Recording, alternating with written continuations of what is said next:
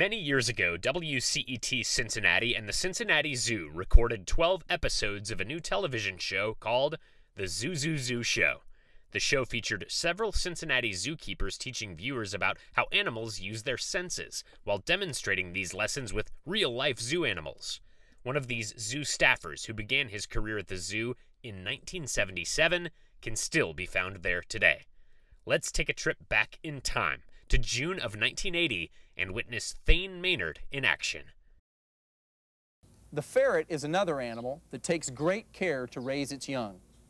A female ferret will often have up to 8 young that nurse on her at different times during the day until they're many weeks old.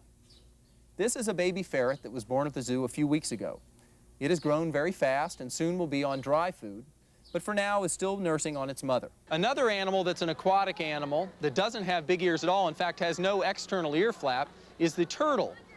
One of those is the snapping turtle. What it actually has is a little slit behind its ear that it can open up and hear pretty well, but later when it goes under, he shuts his ear completely so his head doesn't fill with water.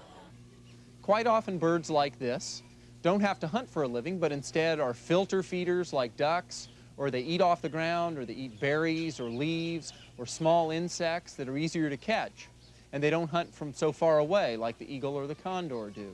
Another way that animals move is by crawling. Some animals, like snakes, don't have any hands or feet, and yet they're able to get around pretty well on the ground or even up in trees. A snake like this one, a boa constrictor from South America, does live up in trees. He's got to be able to crawl all the way up from the ground and crawl along well enough to catch things he eats, such as rats and mice. This is a snail, and it is an animal that doesn't really have feet like the ones we think of.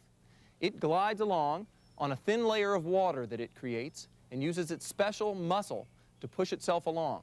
So the next time you come to the zoo, be sure to look for the young animals.